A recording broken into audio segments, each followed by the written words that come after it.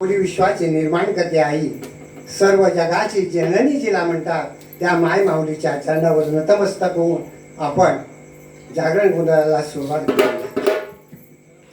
कांती व पुराला पुराला कांती व पुराला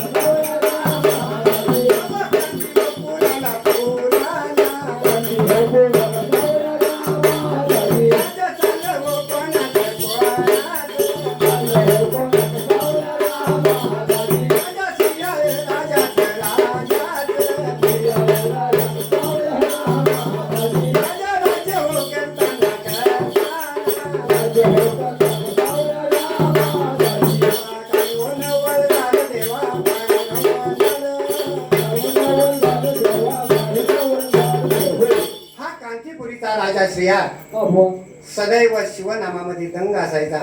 सदैव शिवनामामध्ये दंग असायचा. कारण शिवलीला अमृतामध्ये सांगितलेलं आहे, धन्य धन्य तुम्ही, धन्य धन्य तेची जन जे शिवभजनी परायण, सदा शिवलीला अमृत श्रवण अर्चन सदा शिवाचे. असा हा शिवमहिमा आणि या शिवलेल्या अमृताच्या 14व्या अध्यायाची मी कथा आपल्याला पुढे सादर करतोय की हा कांतीपुरीचा राजा सदैव शिवनामामध्ये दंग असायचा. त्याची ख्याती अखंड त्रिभुवनामध्ये होती आणि हा राजाला आपत्य प्राप्तीचा काही लाभ नव्हता. तरी पण राजा सर्वस्वी आपली प्रजाजन ह्या सुखाने जे वडिलांप्रमाणे म्हणजे पोटच्या मुलांप्रमाणे हा पालन करायचा, लागेल ती वस्तू जनतेला पुरवायचा, असा एकनिष्ठ राजा सदैव शिवनामामध्ये दंग असायचा. आणि ही सारी कांतीपुरी नगरी शिवनामाच्या जयघोषानं भारावून गेलेली अशी नगरी. परंतु प्रत्येकाला वाटायचं, कांतीपुरीमध्ये राहणाऱ्या प्रत्येक शिवाला वाटायचे की महाराजांच्या पाठीमागे काहीतरी उत्पत्ती व्हायला हवी, असा हा सगळ्यांचा ओंकार असायचा. कोणी साखरे घालायचं, कोण अभिषेक करायचा, परंतु त्याचा काही लाभ झाला नाही. शिवशंकरानं पाहिलं, राजानं पाहिलं, काही हरकत नाही, कारण ही आपली कर्मभूमी आहे. ह्या कर्मभूमीमध्ये जसं कराल तसं तुम्हाला फळ मिळेल. अशा प्रकारे बघा, राजाने मनामध्ये विचार केला, काही जर विचारलं, आता आपण अन्नसत्र चालू करूया. आल्या अतिथीला जे इच्छा करेल तो इच्छा आपली प्रगट करेल, त्या पद्धतीनुसार आपण त्याला इच्छा भोजन देऊया. इच्छा भोजन चालू केलं आणि इच्छा भोजन चालू करता करता बघा 10 सहस्र वर्ष केव्हा लोटून गेली, त्याला कसा पत्ता लागला नाही.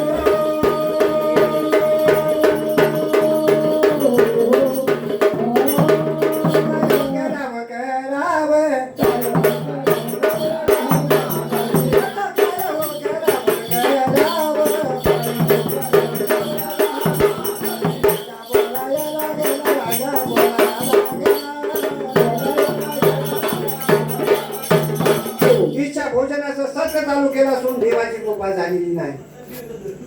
आता काय करावं? राजानं काय हिरमोसला कधीच त्यानं तोंड वाईट केलेलं नाही. आता आपण सुखी होता, कारण 10 सहस्र वर्ष म्हणजे त्यावेळेस कृतायुगामध्ये आयुष्य किती होतं माणसाला? माणूस हवेवर जगत होता. काय सांगताय? सहस्र वर्ष तप करीत होता, 1 सहस्र वर्षापर्यंत तप करतो. काही काळामध्ये तेच चाललंय बाबांनो. काय कृतायुगामध्ये 4 अक्षरी राक्षस होता. किती? 4 अक्षरी राक्षस कृतायुगामध्ये सत्ययुगामध्ये होता. आणि धर्म 4 पायावर चालत होता. आता बघा, कृतायुगामध्ये 4 अक्षरी राक्षस म्हणजे कोण? त्यासाठी शेतकऱ्या बघतात विष्णूला मत्स्यावतार धारण करून त्याचा वध करावा लागला. द्वापार युगामध्ये बघा, त्रेता युगामध्ये 3 अक्षरी राक्षस होऊन गेला आणि धर्म 3 पायावर चालू लागला. धर्माचा 1 पाय मोडला आणि 3 अक्षरी राक्षस म्हणजे रावण.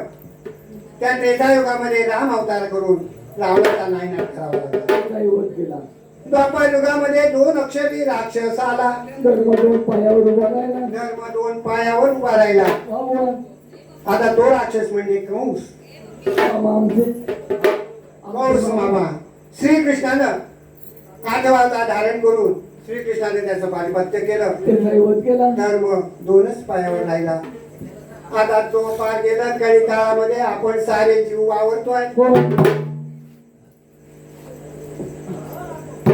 सारे जीव वावरताना बघा धर्म बघा धर्माचे चालूने पाय मोडलेले आहेत या काही काळामध्ये. धर्माला एक पाय होता तो पण वाकडा झालेला आहे. वाकडा झालेला आहे. कारण ह्या काही काळामध्ये धर्म लोपच चाललेला आहे. तुम्ही आम्ही भ्रष्ट होत चाललेले आहेत. बुद्धी भ्रष्ट होत चाललेला आहे. कारण कधी काळामध्ये पहा सगळं सगळं आधुनिक झालेलं होय. आहे. जे जे चांगलं दिसतंय तेवढं आपल्याला घातक आहे. सगळ्या सुखसोयी केलेले आहे. हा. त्याच्या पाठीमागे बायका 25 30 फूट अंतरावरून पाणी ओढून घरात आणत होते. होय. आता नळ आला घरात. नळ बोबा मारतो. आणि म्हणजे आई पोट्याने सांगते बाबा रे मी काय थकले रे. तेव्हा कुणीतरी जाऊन घागरी लावा त्या नळाला. ना इतका माणूस आळसोंडा झाला काही काळामध्ये. होय ना. गुबगुबीत दिसणारी शेती तुम्ही निसर्गामध्ये जर पाहिलं हा बोल. तो दरच्या दर ओसाड पडत चालली. होय. एक एक माणूस नाही म्हटलं तरी 2 खंडी 3 खंडी 4 खंडी 10 खंडी पर्यंत भात करणारा माणूस त्या ठिकाणी बघायला तर नुसतं सगळा गवत रुजलेलं. अभी अच्छे दिन आए हैं ना. हा? अच्छे दिन आए हैं अभी. हा. हा. अशा प्रकारे कारण सगळं आपल्याला घरात मिळायला लागलं. रेशन फुकट मिळतं. हा रेशन फुकट मिळायला लागलं. पैसा वाढला. माणूस पैशाच्या मागे धावू लागला. लावू लागला. त्याचबरोबर दान धर्म कमी पडत चालला. एखादा जर याच्या पाठीमागे नंदी बैल यायचा. कोण कुडी बनवणारा असा राहून दे आपल्या दारात यायचा. 50 पैसे 10 पैसे त्यावेळेस द्यायचे. त्यावेळेला वासुदेव पण यायचे. हा अशा प्रकारे तोही दान धर्म लोपत चालला.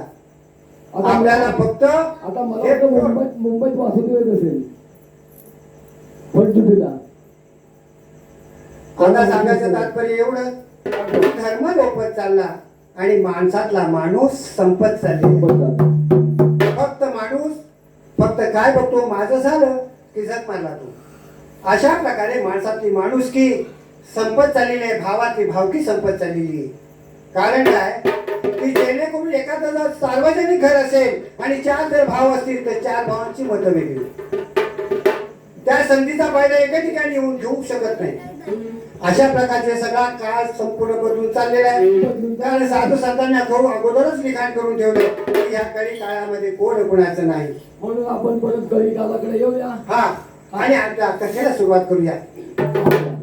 सांगायचं तात्पर्य एवढं परंतु हा महाराजा असा नव्हता. दानशूर होता तरी पण त्याला पुत्रप्राप्तीचा लाभ नव्हता.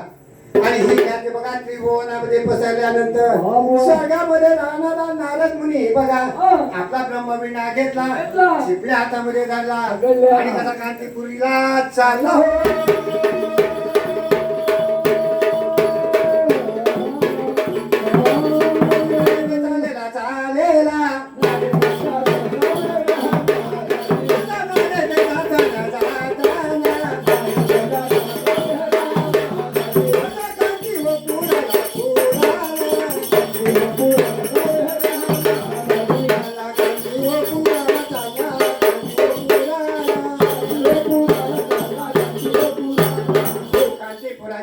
शिवेला आल्यानंतर पाहिलं त्या कांतीमध्ये प्रवेश करता क्षणी त्याला वाटलं समाधान वाटलं.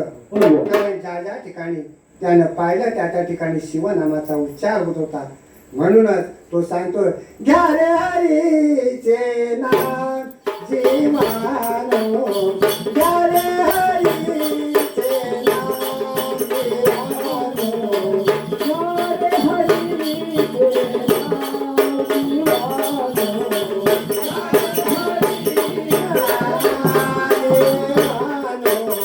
घ्या रे हरीचे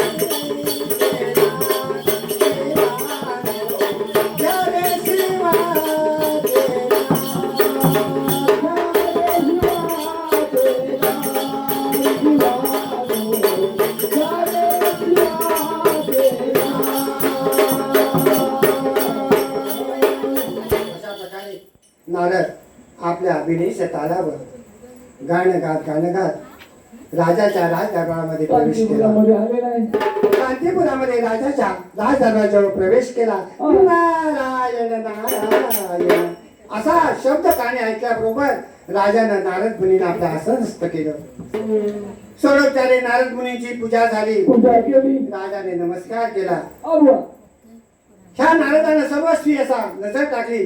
पाहिलं तर सगळं शिवनामाच्या जयघोषामध्ये सारी नगरी भारावून गेलेली आहे आणि शिवशंकरानं यांचा उद्धार करू नये याचं आश्चर्यच वाटतं. कोणाला इथे थांबून काही जमणार नाही. आपण सरळ उठायचं आणि कसं काही लाज गुणाला जायचं.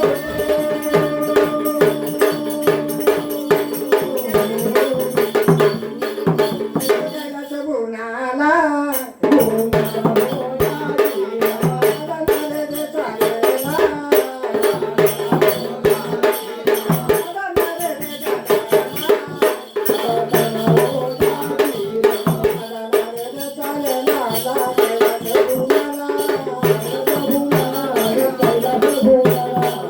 कैलास गुणावरती नारद मुनी आलेले आलेले आहेत. यावेळेस शिवशंकर महाराज ध्यानस्थ बसलेले. नारदानं पाहिलं महाराज ध्यानस्थ आहे आणि यांचं ध्यान भग्न करणं म्हणजे जीवाला जीव धोक्यात घालण्यासारखं. आबा म्हणून नारद म्हणाला आता असं थांबून जमणार नाही. म्हणून नारद मुनी आपल्या विनेच्या तालावर मंजूर भजन गायला लागले आणि म्हणता कैलासावरी डमरू वाजे कैलासावरी डमरू वाजे शिवनाचे धड धडा हो माझा थांब सदा शिव भोला हो माझा थांब सदा शिव भोला.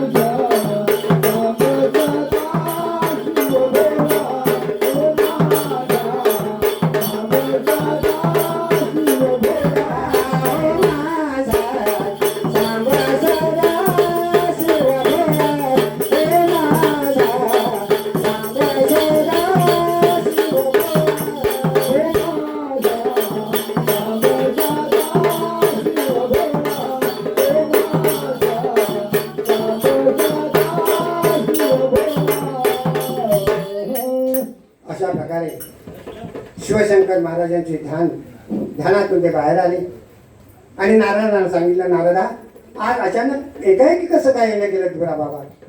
तेव्हा नारद म्हणाले, तसं खास काम नाही देवा. कांतीपुरीचा राजा श्रेयानं अन्नसत्र चालू केलं असून 10 वर्ष पूर्ण झाली, परंतु त्याचा काही उद्धार केलेला नाही. तेव्हा शिवशंकर महाराज म्हणाले, नारद मुनी तुम्ही काही चिंता करू नका, त्यांचा मी उद्धार करतो. मग शिवशंकर महाराज म्हणाले, शिवशंकर महाराज नारद मुनी परत निघाले आणि शिवशंकर महाराजांनी आपलं वेशांतर केलं. होय.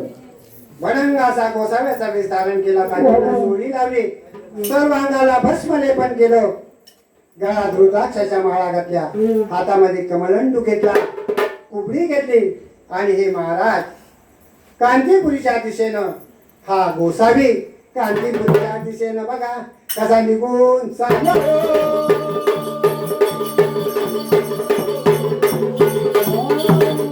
गोसावी चालला चालला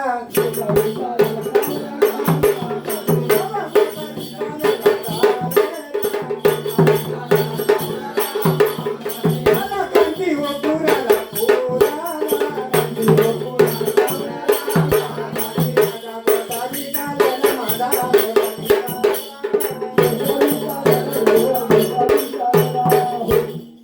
गोसावी महाराज आले. आलेले आहेत. जय अलकरंजन आदेश माई भिक्षा वाढा. दरवाजावर असा आवाज ऐकल्यानंतर राजदूताने या गोसाव्याला आतमध्ये दिलेला आहे आणि राज दरवाजाजवळ काजोबा अंगणामध्ये हे महाराज उभे राहिलेले. आबा जय अलकरंजन आदेश माई भिक्षा वाढा असं म्हटल्याबरोबर ह्या चांगुणेनं सुवर्णाचं ताट अक्षतांनी भरलं आणि त्या अक्षता घेऊन ती बाई त्या भिक्षा देण्यासाठी भिक्षा आली. देण्यासाठी त्या गोसाव्याला आलेली आहे. गोसाव्याने आपल्या सोळीचा एक भाग पुढे केला. पोचना इतक्या हा गोसावी म्हणतो, बाई तुम्ही मुलाचे आई आहात का? तेव्हा या माऊलीचं मातृत्व जाग झालं आणि म्हणाले, महाराज तिच्या डोळ्यातून खळखळा अश्रूंच्या धारा वाहू लागल्या आणि म्हणाले, महाराज सर्व ऐश्वर्य संपन्न सर्व काही मिळालं, परंतु आपण ते प्राप्तीचा लाभ अद्याप झालेला नाही. असं आहे ना, मग तुझ्याची शिदा मी कदापि घेणार नाही. तू निपुत्रिक आहेस, तुझ्याची शिदा घेऊन मी नरकाचा मार्ग पत्करू शकत नाही. असं पाहिल्यानंतर ओ महाराज काय करायचे, माझ्या कर्मात होतं ते झालं. ही शिदा घ्या, आतापर्यंत एकही अतिथी वेदमुख गेलेला नाही. महाराजांनी विचारते काय नाही, आणि ती अक्षतांचं ताट ती थाळी महाराजांनी काय केलं, अशी हातावर बघा तिच्या हातावर हात मारला आणि आकाशात कशी झुगारून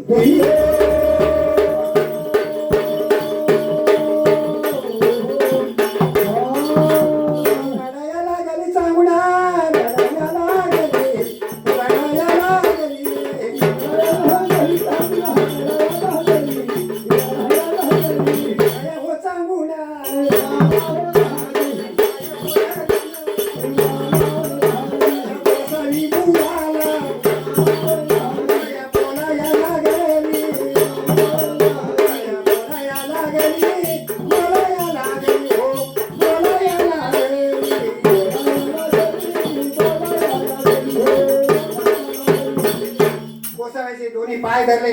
महाराज तुम्हाला जाऊ देणार नाही, ही शिदा घेतल्याशिवाय तुम्हाला मी कदापि जाऊ देणार नाही. आणि तिच्या डोळ्यातून अश्रूंच्या धारा व्हायला लागल्या. त्या गोसावी बुवाला त्या माऊलीची दया आली. दया आली. म्हणाली, बाई उठवा.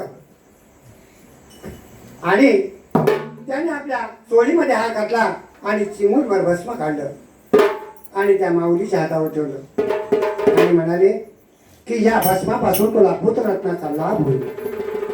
असं म्हटल्याबरोबर बघा माऊलीने त्या शिवचरणावर विश्वास ठेवला, सद्गुरु चरणावर नतमस्तक झाली, सद्गुरु चरणावर विश्वास ठेवला आणि ते भस्म घेतलं. आणि ते रात्री दोघांनी, राजा आणि राणीनं दोघांनी ते ग्रहण केलं. आणि त्याला काय नवल झालं, शेवटी त्या ईश्वराची करणी, ईश्वराची करणी बघा. आणि इतके वर्ष देव देव देव करणारा देव नवसाला पावला. देव माझा नवसाला पावला, भक्तांच्या केला धाव. देव माझा नवसाला पावला, भक्तांच्या केला धाव. देव माझा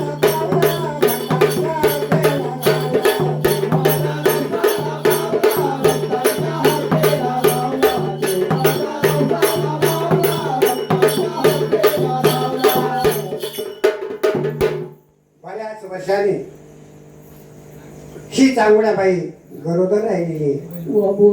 गरोदर राहिल्यानंतर 2-3 महिने उलटले आणि ही बातमी बघा अखंड कशी नगरात पसरली, पुऱ्या नगरामध्ये पसरली. आणि सारे लोक आनंदाच्या डोहामध्ये नाहून गेले आणि प्रत्येक जण मनामध्ये म्हणतोय नमः शिवाय नमः शिवाय नमः शिवाय ओम नमः शिवाय नमः शिवाय नमः शिवाय नमः शिवाय नमः शिवाय नमः शिवाय नमः शिवाय नमः शिवाय नमः शिवाय नमः शिवाय ओम नमः शिवाय नमः शिवाय ओम नमः शिवाय. अशा प्रकारे सारी ही नगरी शिवनामाच्या जयघोषामध्ये भारावून गेली. आणि हळूहळू हळूहळू हे मातेचे महिन्यावर महिने टळत चालले. सांगायचं तात्पर्य एवढंच की 3 महिन्यानंतर गर्भाची रचनेला सुरुवात होते. म्हणून 3 महिने झाले की गर्भाची पूर्वीपाठ इच्छा ती पूर्ण करण्यासाठी जी कोणाला खाऊसं वाटतं, ज्या ज्या मातांना खाऊसं वाटतं आणि डोहाळे ते पुरवले जातात, की पूर्व जो आपल्या पोटी जन्मास येणारा जो जीव त्याच्या राहिलेल्या आकांक्षा तो पूर्ण करून घेतो आणि नंतरच या भूतलावर जन्मास येतो. अशा प्रकारे महिन्यावर महिने टळत चालले. 9 महिने 9 दिवसाची साया लागली आणि ईश्वर कृपेनं बघा 9 महिने 9 दिवस झाले आणि बाई मग कशी गर्भपानाला बसली.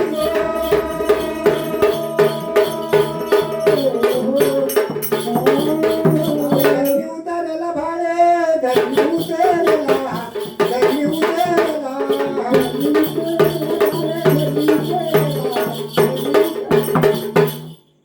पुत्ररत्ना झाला, शास्त्री या राजाला झाला आणि सर्वस्वी आनंद आनंद झाला. 5व्या दिवशी 3ऱ्या दिवशी ती कोंडी केली, 5व्या दिवशी 5वी पुजली, 6व्या दिवशी 6वी बांधली आणि 12वा दिवस आला. कसे ठेवली?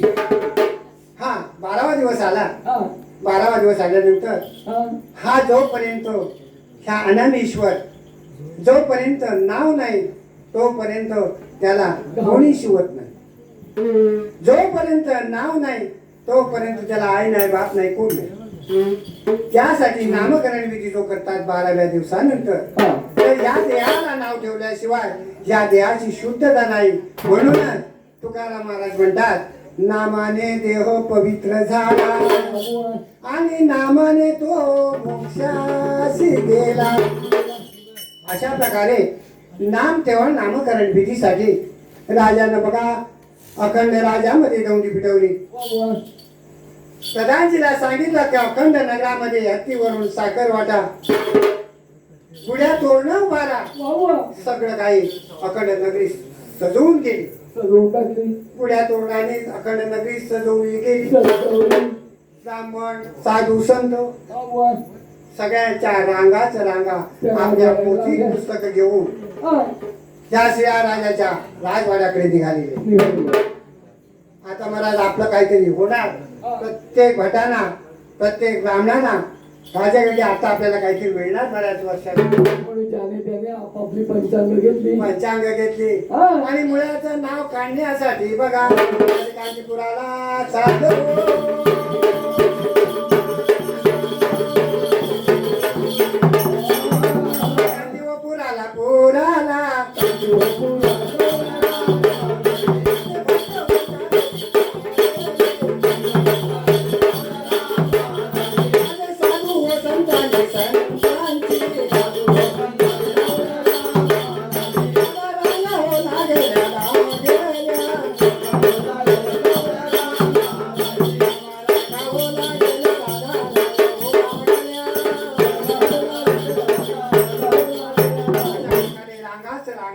त्या कांचीपुरीच्या दिशेने वळलेले आणि सगळ्या ब्राह्मणांपासून साधू संतांपर्यंत सगळ्यांचे आसनस्थ केल्या आणि ज्या ज्या काही महिला राहिल्या काही जणी गेल्या.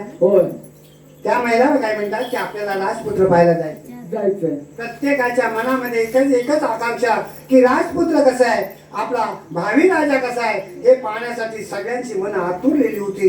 आणि सगळे जण सगळ्या स्त्रिया माया बहिणी सगळ्या राजपुत्राला पाहण्यासाठी निघाल्या आणि प्रत्येकाला कुजबुजू लागल्या की राजपुत्राला जायचं बघायला, पण काय न्यायचं असं म्हणायला लागल्या. काय काय न्यायचं म्हणून राजपुत्र पाहूया, राजपुत्र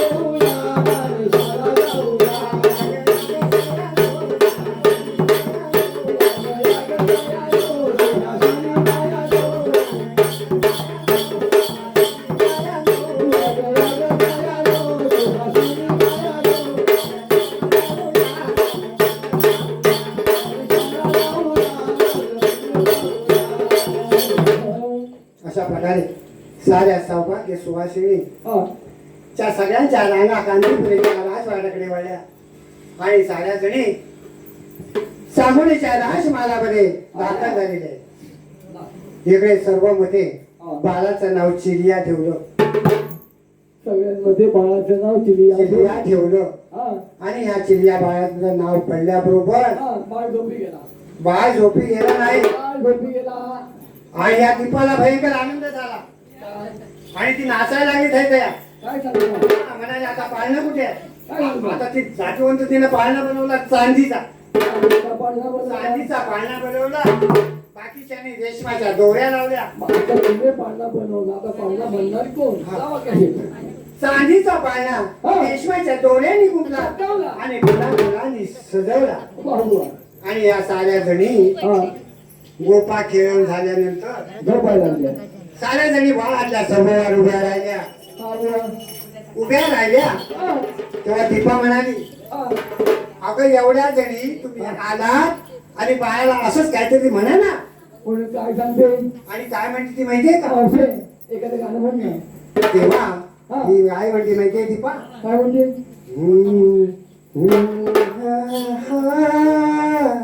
हा, हा, हा,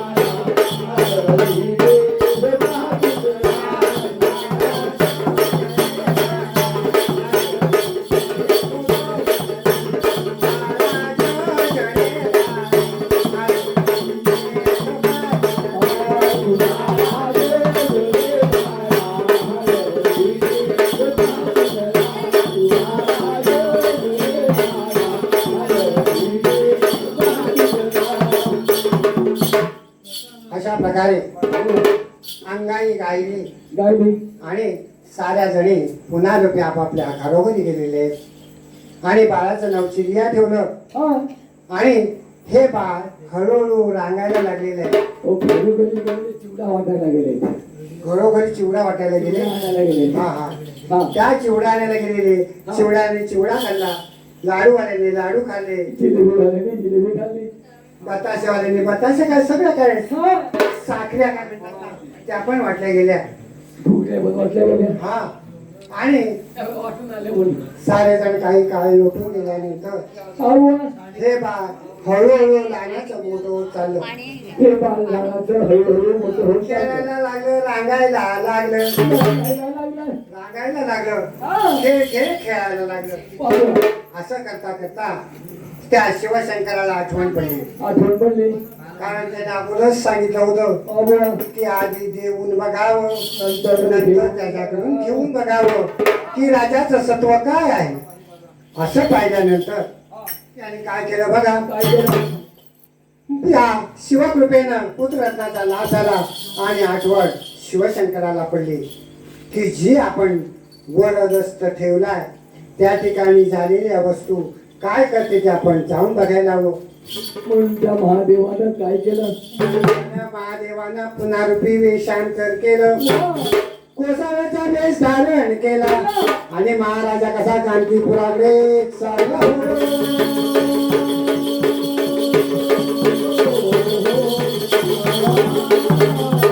बाबा थोडं थोडं पाणी पिऊ आणि कसे कथानक सांगून घेऊ.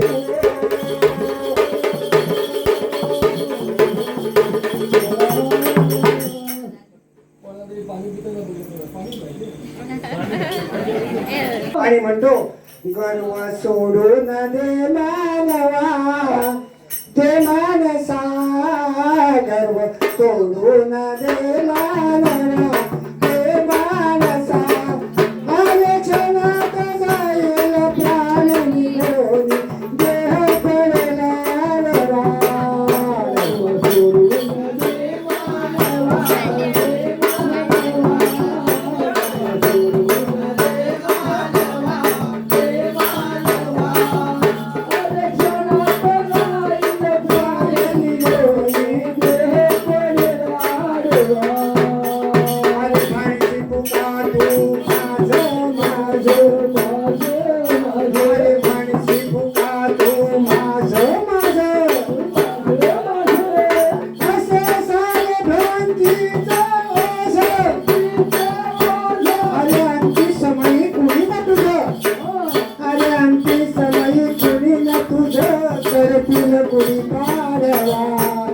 गर्व सोडून दे मानवा, दे मानसा गर्व सोडून दे मानवा, दे मानसा आले क्षणात जाईल प्राण निघून देह पडेल आडवा.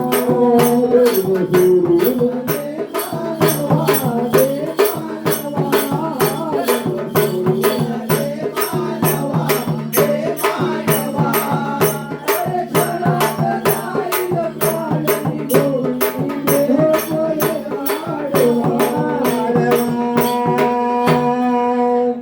अशा प्रकारे सांगायचं तात्पर्य एवढंच आहे की आपण मगाशी राक्षसांची गणना केली. ह्या कळी काळामध्ये एक अक्षरी राक्षस आहे. हा एक अक्षरी राक्षस तो स्वरूप त्याला नाही, त्याने असा दडपून टाकलेला आहे की तो शोधण्यासाठी सद्गुरूंचा शरण जावं लागतं. त्याला वय नाही, त्याला उंची नाही, त्याला पगार नाही, त्याला उंची वगैरे काय नाही, परंतु तो नक्कीच माणसाला खातोय. हो खातोय ना. कारण प्रत्येकाच्या अंतरामध्ये मी नावाचा जो राक्षस आहे त्याने भल्या भल्यांची उडवून टाकलेली. तो म्हणजे आजच्या कलियुगातला राक्षस. ह्या कलियुगातला राक्षस म्हणजे मी. हा मी शोधायचा असेल तर मीपणाच्या वेळेस आपल्यातून निघेल तेव्हा सरळ दुसरा माणूस आपल्यासारखाच वाटेल. नाहीतर मी माझा बंगला, माझी गाडी, माझा रोजचा व्यवसाय करून उपयोग शून्य आहे. कारण मी आहेस हे सगळं कमवलंस तू. अरे तुझ्यात मी आहे म्हणून तू कमवलंस, मग माझ्यासाठी तू काय केलं. असा अंतरातील ईश्वर म्हणतो.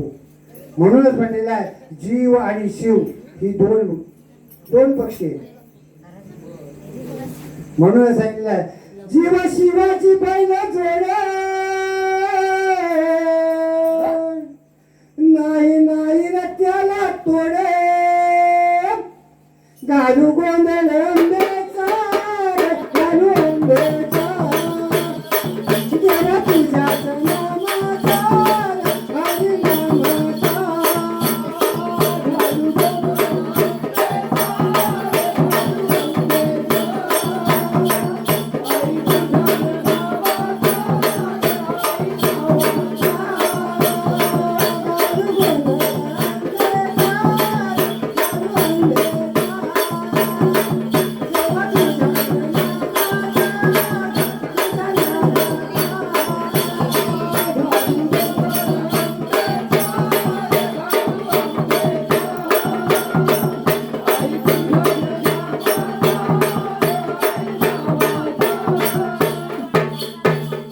अशा प्रकारे फक्त तुमच्याजवळ मी एक दिलगिरी व्यक्त करतो की जेणेकरून मला पायावर नाचता येत नाहीये. याची कृपया मी आपल्याकडून दिलगिरी व्यक्त करतो. जेवढं सांगता येईल तेवढं सांगू शकतो, परंतु नाच काम मला करता येत नाहीये कारण माझा एक पाय फ्रॅक्चर झालेला आहे. म्हणून म्हणतात नाचता येईना अंगण वाकडे.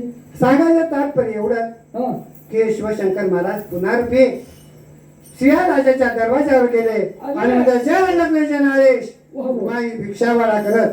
हे पाहिल्यानंतर साधू महाराज आपल्याकडे आलेले आहेत. म्हणून राजानं काय केलं, साधू महाराजांना धरलं, त्यांना आसन आस्त केलं, त्यांना आपल्या आसनावरती असं नसतं केलं. नसतं केलं, सोडवत्याची सोडवत्याची पूजा केली वाह. आणि नाथाना त्या गोसाई बाबाला विनंती करू लागले आणि म्हणतात नाथा माझी विनंती ऐका दया, नाथा माझी विनंती ऐका दया,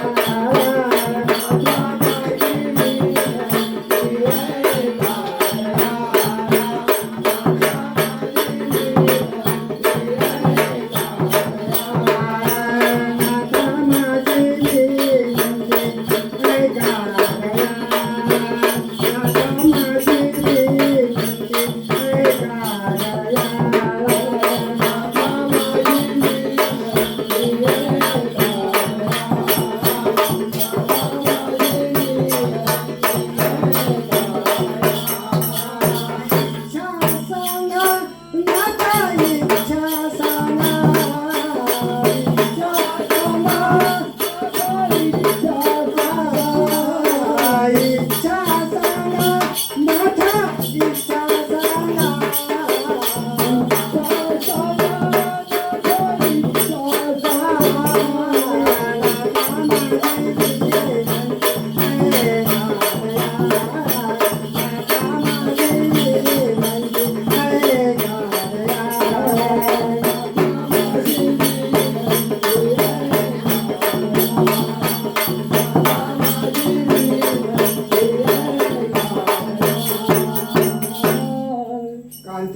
राजा श्रेयानं गोसाई महाराजांची सोडोपचारी पूजा केली. गोसाई बाबांना म्हणाले जाता आपली इच्छा प्रकट करा, आम्ही त्या पद्धतीचं भोजन तुम्हाला वाटतो.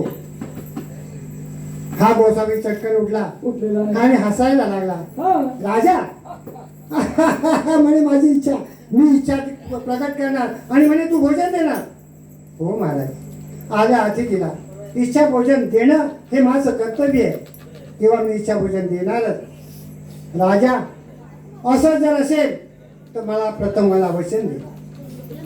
राजानं वचन दिलं, वचनबद्ध राजा झाला आणि सांगितलं हे बघ माझी इच्छा एवढीच आहे, सुशील आणि पुण्यशील अशा माणसाच्या मांसाचं भोजन हवंय मला. तू म्हणशील राजवाड्यात जाईन आणि एखादा माणूस धरून आणीन आणि त्याचं भोजन घालीन, ते भोजन मला नको आहे.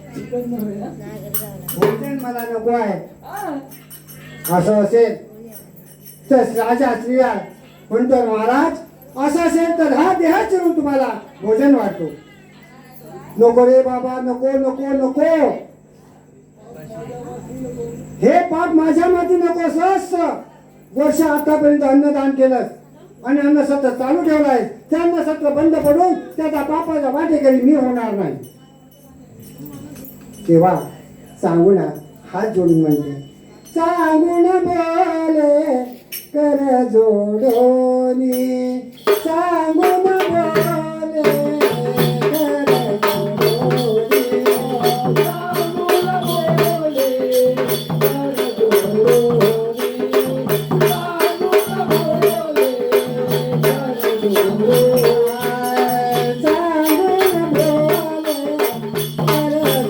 जोडोनी, सांगून बोले कर जोडोनी, सांगून बोले कर जोडोनी, सांगून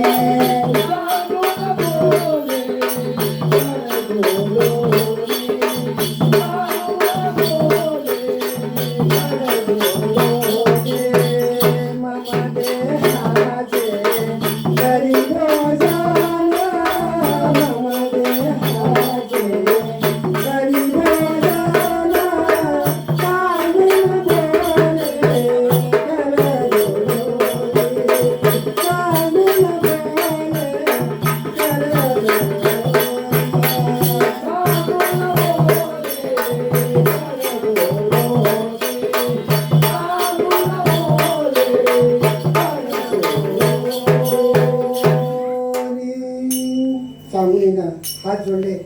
दाताना विनंती केली, महाराज असं असेल ते मी हा देह चिरून तुम्हाला भोजन वाटते. शे शे, अरे तुम्हाला द्यायचं नसेल तर कसं सांगा, मी हा चाललो. अरे तुमचा इच्छा भोजन सत्र बंद पडून त्याच्या पापाचा वाटेकरी मी काही होणार नाही.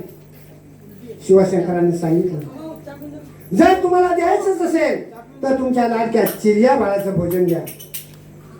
असं म्हटल्याबरोबर महाराणीच्या सती चांगुडीच्या अंगावर शार येऊ म्हटले.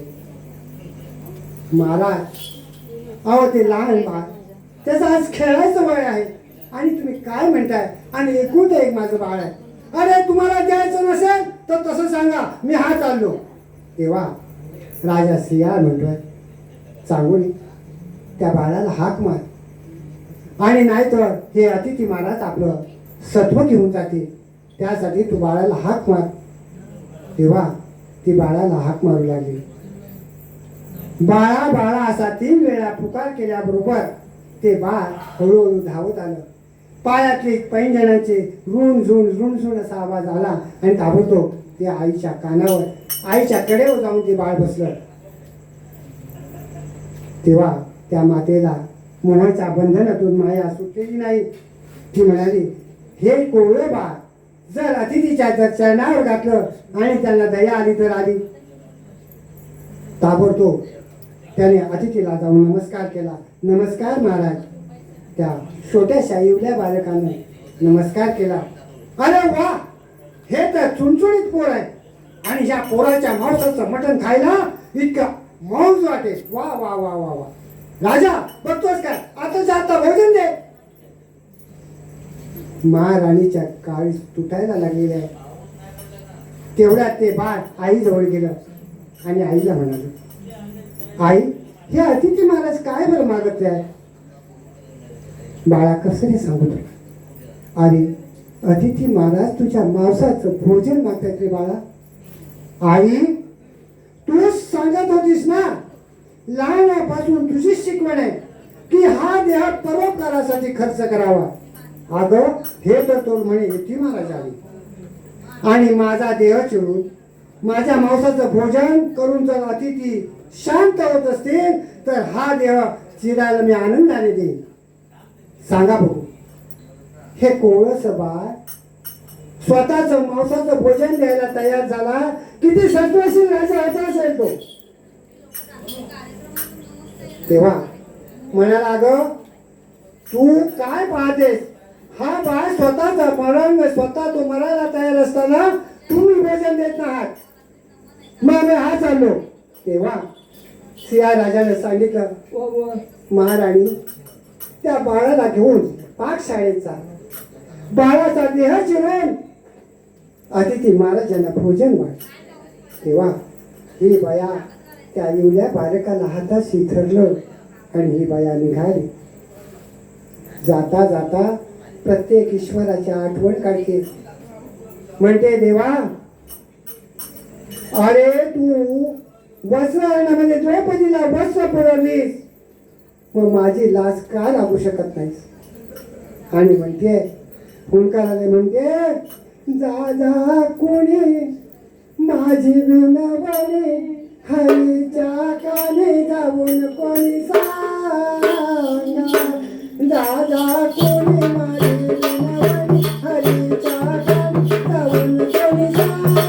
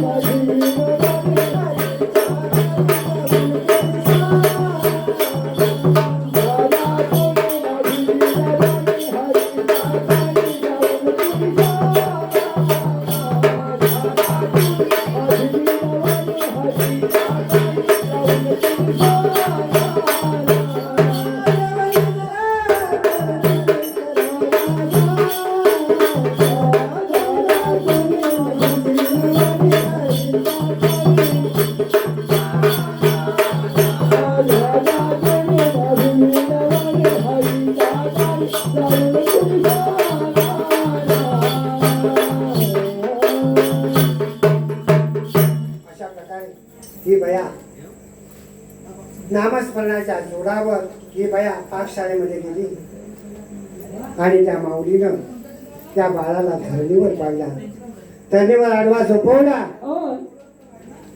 बाईचा चांगुणीला काही त्याच्या मानेवरून सुरी फिरवायला काही धैर्य होईना. तुला धीर नव्हता. बराच वेळ गेला. म्हणे उठले गणपती लावायला बाहेर आले. बरीच वेळ गेला. आई, माझा देह चिरत नाही, माझी मान काही कापत नाहीये. बाळ तणकन उभं राहिलं, आपल्या कमरेतला खंजीर काढला आणि आईच्या हातात दिला. आई, ही काय सुरे, घाल माझ्या मानेवर आणि वाढ आदित्य महाराजांना भोजन. असं म्हटल्याबरोबर त्या आईनं धन्याचा पदर घंटाळला. पदर घंटाळला, सत्वाची सुरी हाताला धरली. आता काय करावं? खरोखरच माता होणं, माझ्या आई आई होणं म्हणजे स्त्रीचा दुसरा जन्म. ज्या यातना प्रसूत होताना ज्या यातना होतात त्या मातेलाच कळू शकतात. अशा प्रकारे मातेच्या डोळ्यातून अश्रूंच्या धारा व्हायला लागलेले. डोळे बंद झाले, आईनं सूर्य हाताशी धरले आणि स्त्रिया बाळाच्या मानेवरून फिरवली. रक्ताच्या थारोळ्यात पडलेलं ते पाय पाहिल्यानंतर आई अतिशय बावरून गेली की माझा बाळ कुठे, माझा बाळ कुठे, माझा बाळ कुठे, माझा चिलला रे, चिलला रे, माझा चिलला रे, चिलला रे, माझा चिलला रे, चिलला रे.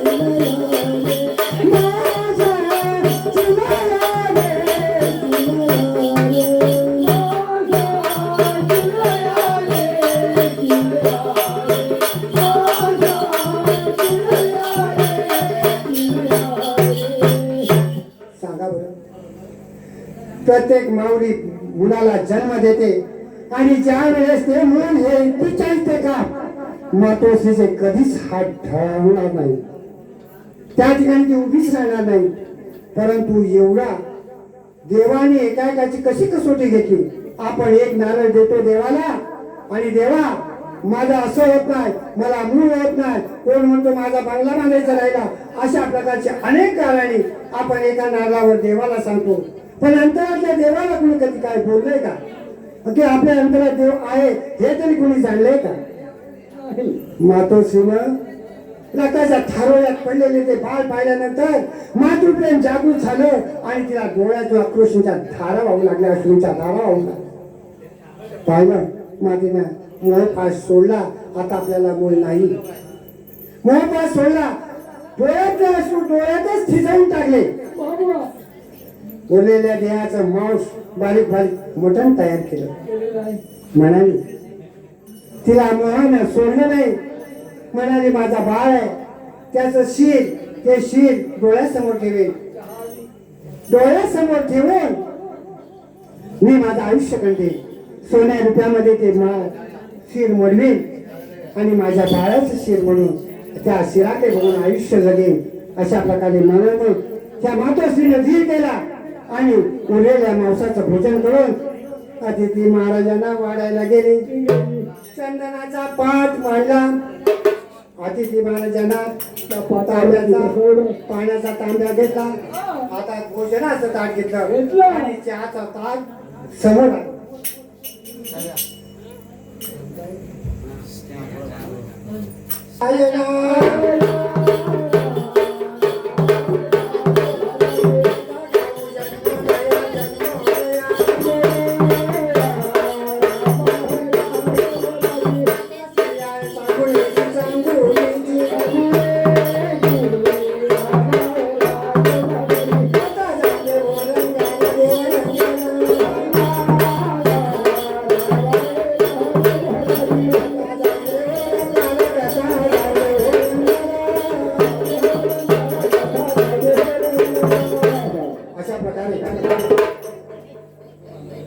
ह्या चांगुडीनं स्त्रियाचं अखंड शरीरात उत्तम ते शीर या भावनेनं लपवून ठेवलं. म्हणाले आयुष्याकडे अखंड या शिराकडे बघून मी त्याचं आयुष्य माझं मुलं आयुष्य कंठे. अशा प्रकारे त्या माऊलीनं ते शीर लपवून ठेवलं आणि देहाचं भोजन करून अतिथी महाराजांना वाढायला लागले. चंदनाचा पाठ वाटला गेला, तांब्या ठेवला गेला. अतिथी महाराजांना निमंत्रण झालं, महाराज जेवण भोजनाची तयारी झालेली आहे, आपण भोजनास बसावं. अतिथी महाराज आले, चंदनाच्या पाठावर बसले. बसले ताबडतोब उठले आणि म्हणाले अगं तुम्हाला भोजन द्यायचं नव्हतं तर मला तसं सांगायचं. अगं शरीरातील उत्तम ते शीर तू लपवून ठेवलंस आणि नुसत्या देहाचं भोजन वाढून करतोस काय? अगं द्यायचं नव्हतं तर तसं सांगायचं, मी हा चाललो. तुम्ही शिवडी मारली त्या गोसाव्यानं आणि निघाले. तेव्हा ही माऊली म्हणते महाराज थांबा, मला मोह आवडला नाही म्हणून ते शीर मी लपवून ठेवलं की जेणेकरून माझं उरलं आयुष्य त्या शिराकडे बघून मी त्याचं आयुष्य म्हणते. ते काय नाही, ते शीर माझ्या समक्ष उकळा घालून मुसल्यानं काय असं पाहिल्यानंतर ती माऊली हो म्हणाली. पाकशाळेमध्ये गेली आणि ते शीर आणलं, उखळ आणलं, मुसळ आणलं. गोसावी बाबा तिकडे बसलेले, उखळ ठेवलं, मुसळ हाताशी धरलं, शीर उखळामध्ये टाकलं आणि साधू संतांनी सांगितलं सत्वाचं मुसळ, सत्वाचं उकळ, मुसळ हाताशी धरलं आणि ते कांडण काढायला लागले. अगं हे बाई नुसतंच कटाकट काढतेस काय? अगं दायचा गांडा म्हणे श्री या गाण्यामध्ये दुसऱ्याकडे गाणं म्हण ना. हो महाराज म्हणते मी. आणि ते म्हणते की आपण ज्या वेळेस जन्मास येतो त्यावेळी आपला पाहिला भार कोण बरं सावरतं सांगा बरं. आपण जन्मास येतो ती भूमाता, पहिला भाग भूमातेवरच आपण पडतो. आता भूमातेचा संपर्कच होत नाही. मानव बरोबर राहिला की हॉस्पिटलची तारीख कारण ह्या भूस्पर्शामध्ये एक वेगळंच हे होतं. म्हणून तिनं काय म्हणते, पहिली माझी वनिका दरतरी मातेला, पहिली माझी वनिका दरतरी मातेला, आणि कांडण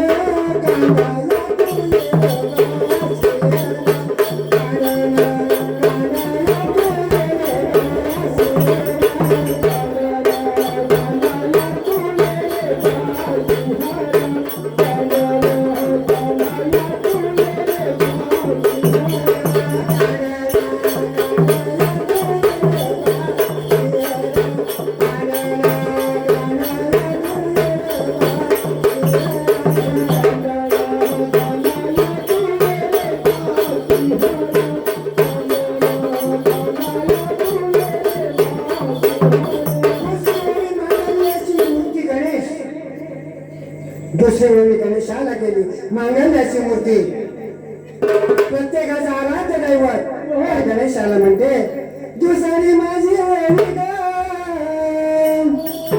गणपती देवा, दुसरी माझी वेळी गणपती देवाला,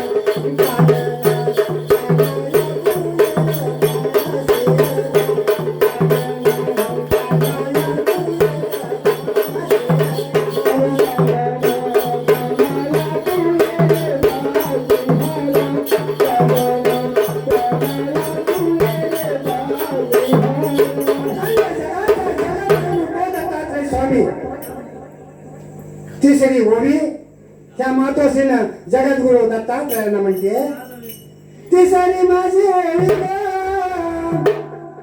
दत्तात्रया स्वामीला, तिसरी माझी ओवी दत्तात्रया स्वामीला,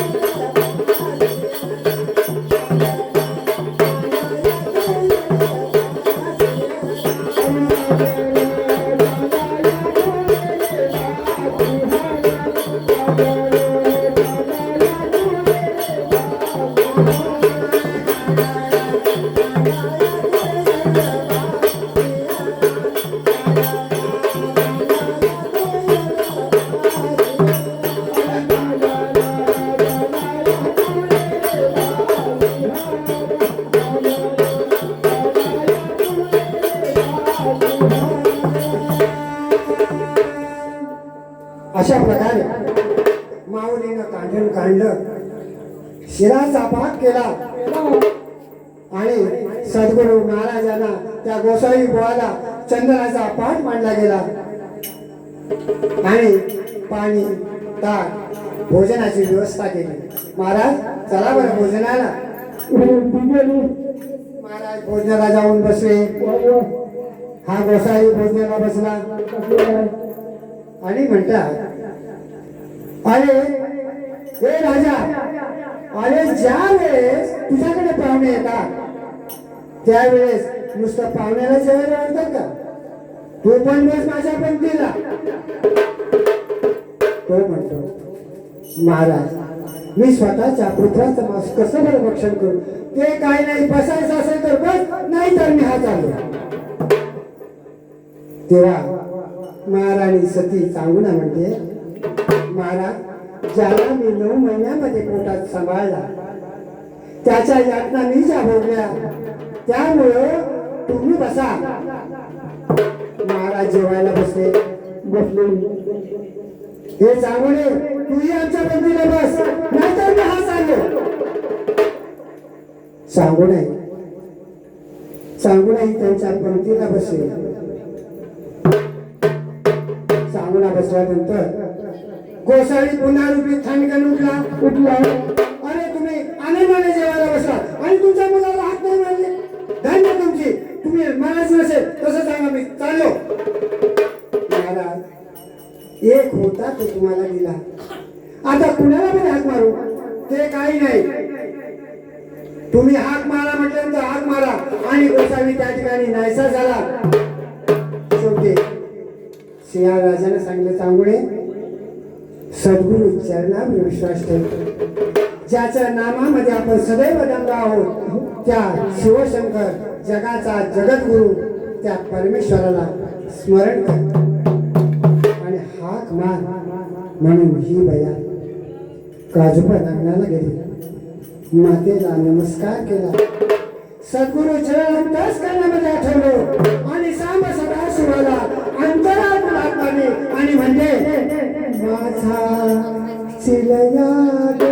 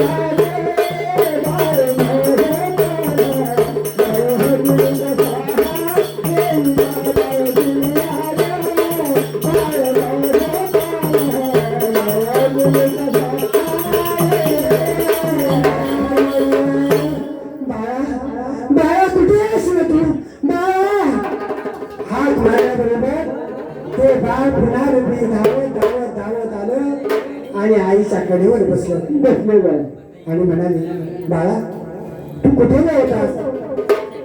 म्हणाला, आई मला शिवशंकर महाराज कैलास पर्वतावर घेऊन गेले होते. तिथे साक्षात पार्वती माता भेटले आणि सार ब्रह्मांडाचे दर्शन घडवलं. आणि आई इथे आलेले ते प्रत्यक्षात गोसावी नसून प्रत्यक्षात शिवशंकर महाराज होते. राजा म्हणाला, आम्ही आतापर्यंत नामस्मरण केले पण अजून विषय ओळखताच आला नाही. राजाला पश्चाताप झाला की प्रत्यक्षात शिवशंकर महाराज या ठिकाणी येऊन सुद्धा आम्ही त्यांना ओळखू शकलो नाही, म्हणजे अंधभक्ती म्हणजे काय शक्ती होती. तेव्हा साक्षात शिवशंकर महाराज पार्वती सहित सिया राजाला दर्शन देऊन म्हणाले, नाही बरं राजा, तू खरा सत्यवान आहेस, तू पुण्यशील असा राजा आहेस आणि तू पुण्यशील. आणि ही सती सांगूना सती नावानं अखंड त्रिकाळामध्ये जोपर्यंत चंद्र सूर्य तोपर्यंत सती सांगुणा म्हणून प्रसिद्ध राहील. तेव्हा शिवशंकर महाराज बसलेले माझे भावी भक्तगण हो, कथा श्रीराम राजाची, कथा पुराणाची, कथा इथे यशवंत झाली म्हणजे चिऱ्या बाळ पुनरुपी आलेलं आहे आणि हे चिऱ्या बाळाचं आख्यान या ठिकाणी समाप्त झालेलं आहे. त्यावेळी शिवशंकर महाराजांनी त्यांना साक्षात दर्शन दिले आणि हे राजा सती सांगुणा बाळ चिऱ्या आणि सारी जनता शिवचरणावर नमस्कार आणि म्हणतात, श्रीहरा शंकरा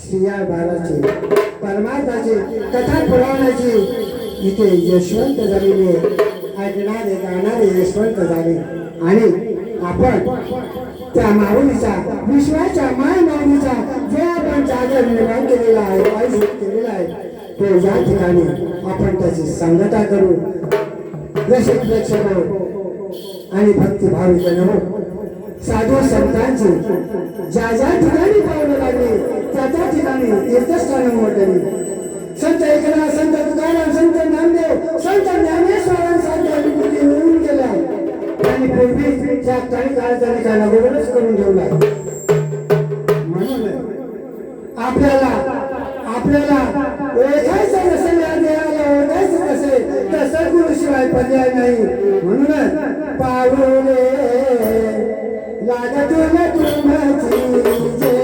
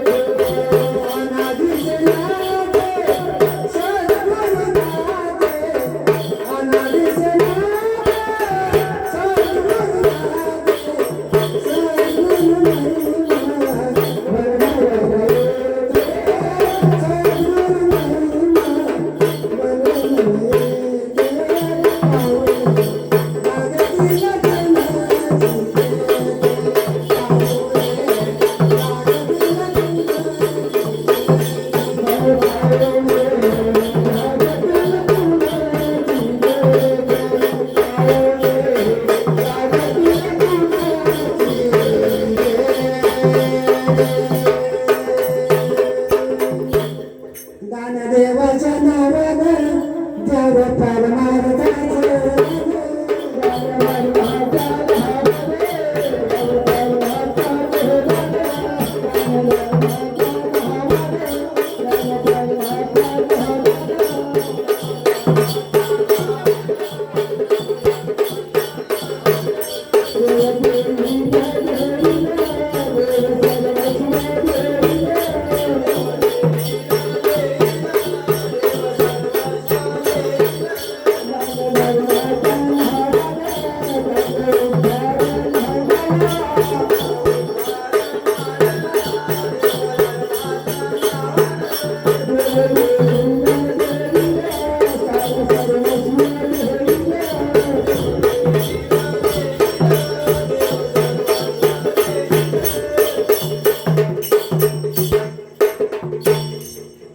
आजच्या या गोंधळाचे यजमान आणखी यजमानी दोघांनी या मंडपामध्ये यायचं आपल्याला देवाची आरती करून गोंधळाची सांगता करून ते त्या ठिकाणचं आपण आणलेलं आहे त्या ठिकाणी आपल्याला न्यायचं आहे.